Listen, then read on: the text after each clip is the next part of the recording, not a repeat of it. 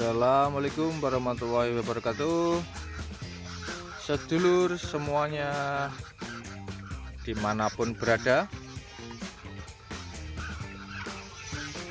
kali ini kita mau review lagi. Kita mau cek untuk endok jumbo ini bertelur atau tidak hari ini. Jadi kita mau cek apakah bertelur yang keempat atau tidak, karena sebelumnya dari proses bertelur pertama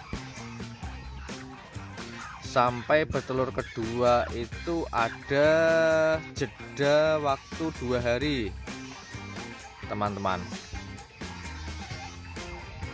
Jeda waktu 2 hari dari telur pertama ke kedua, kemudian dari 2 ke telur yang ketiga itu jeda waktu 1 hari tidak bertelur ya. Nah, di hari untuk yang telur keempat, apakah ada jeda lagi, teman-teman? Kita mau lihat ya. Ini indukannya berumur 5 bulan lebih seminggu.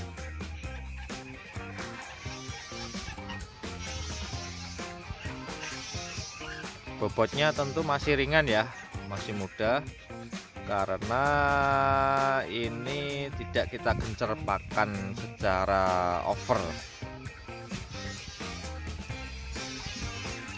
Bobotnya masih kecil ini, sekitar 3,6 indukannya. Untuk jantannya yang betinanya 1,75. Oke, kita cek langsung.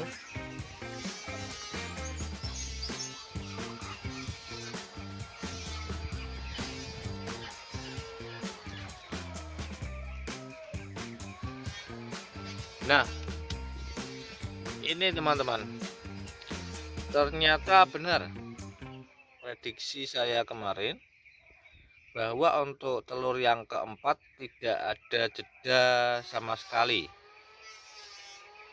Jadi dari telur ketiga ke keempat itu tidak ada jeda ya. Sepertinya ini telurnya.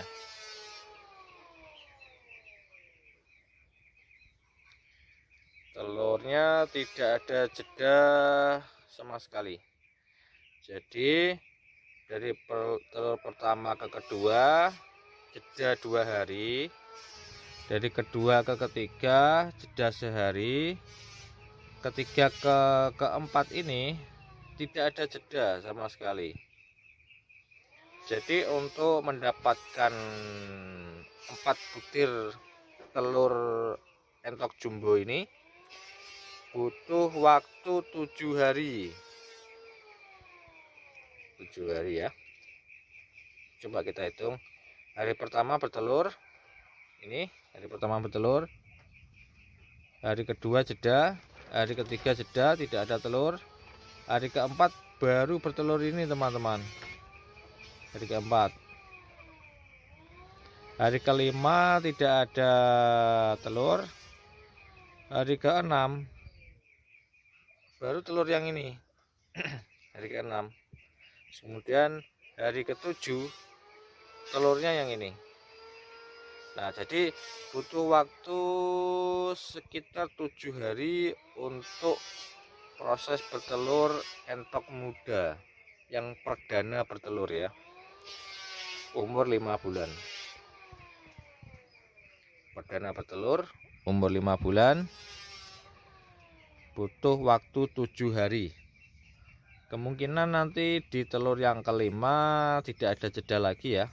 Jadi di hari ke-8 telur kelima kalau lancar, ke-9, 10 dan seterusnya, mungkin antara 10 sampai 15 telurnya tidak ada jeda sama sekali.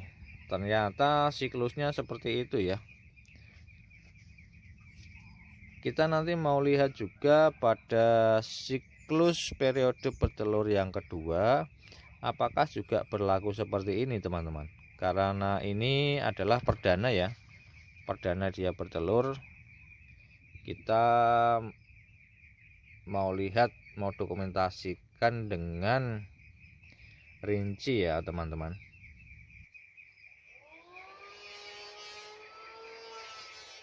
Apakah jedanya itu karena faktor pakannya atau faktor lingkungan atau faktor dari entoknya sendiri. Nah, nanti kita bisa evaluasi tuh dengan dibandingkan dengan nanti kita ganti menu pakan. Untuk pakan kali ini kita masih pakai pakan yang kualitas paling rendah ya di sini. Bekatul, nasi aking, azula. Nanti untuk pakannya akan kita modif, nanti hasilnya seperti apa. Selama ini sih dengan pakan itu kita kasih ke indukan kita, fertilitasnya tinggi sekali teman-teman, hampir 100%. Masih oke sih di entok-entok selama ini, seperti itu ya.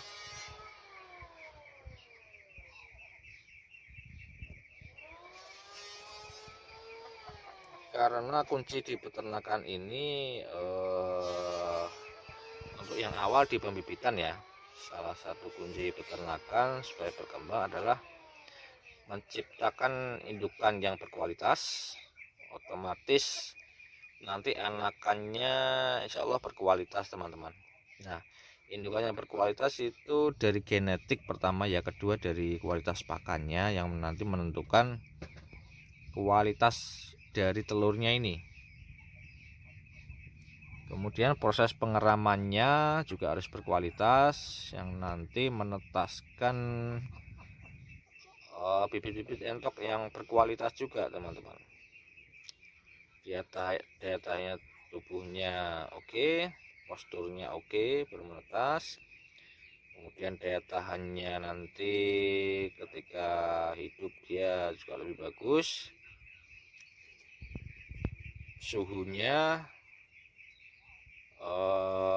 diatur demikian rupa jika ditaruh box atau diengrami indukannya. Nanti akan kita tulis prosedurnya ya, akan kita tulis supaya tercatat teman-teman, menjadi sebuah prosedur SOP.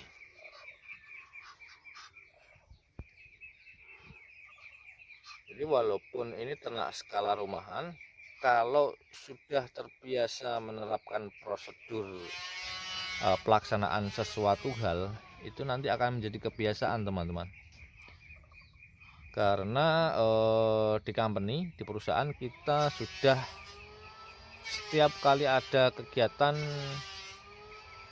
sudah dibikin prosedurnya dulu, sehingga meminimalisir kesalahan, miskomunikasi, misaction, class action dan lain sebagainya ya.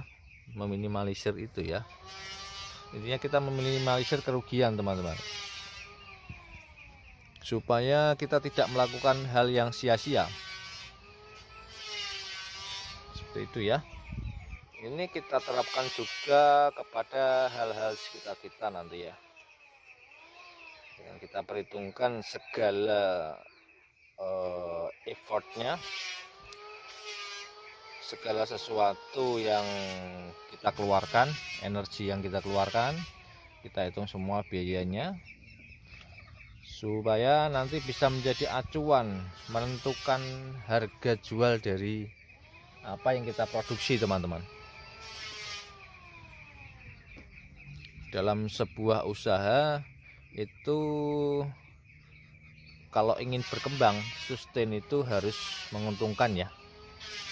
Nah, ini salah satu langkah kita supaya tahu langsung dengan cara praktek ya. Praktek langsung, step demi stepnya kita tulis, kita pahami, kita teliti, kita riset, kita analisis, kita review ulang untuk menentukan ataupun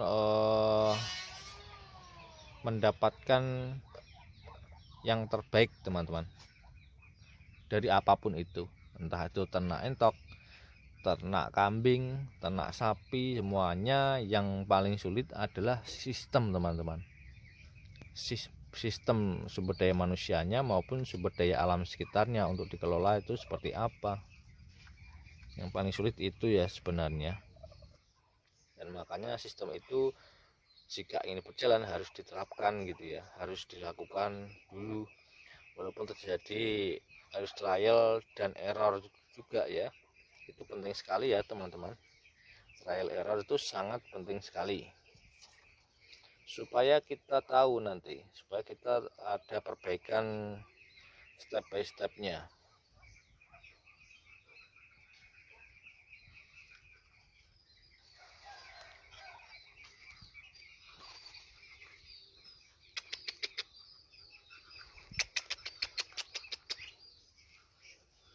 Nah ini untuk dragon ya, anakannya si black dragon ini lokal.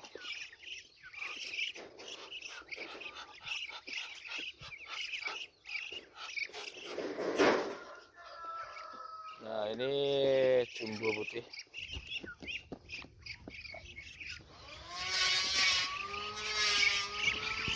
Ya ini kegiatan kita kalau pas di kampung teman-teman.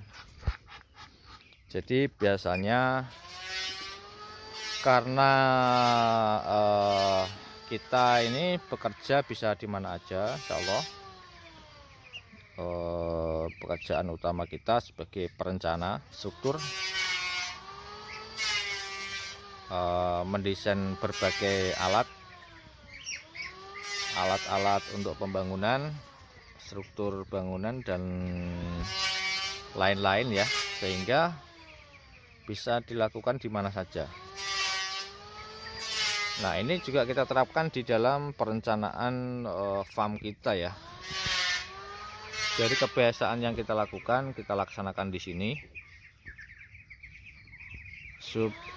Dan memang SOP-nya biasanya seperti itu teman-teman. Jadi kebiasaan, menjadi sebuah kebiasaan ya.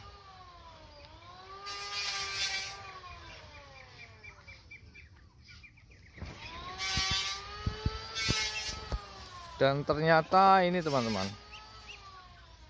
pagar ini adalah waring ya. Salah satu manfaat waring ini ternyata bisa menjebak ini lalat. Ini lalat ya. Ini lalat. Nah ini lalat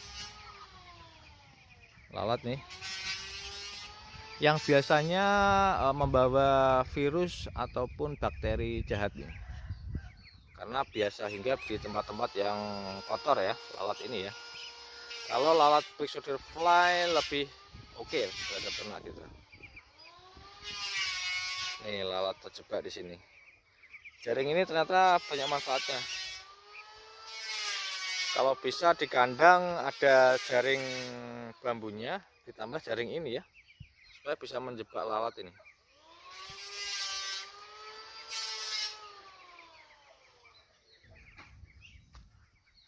Alat jebak alami.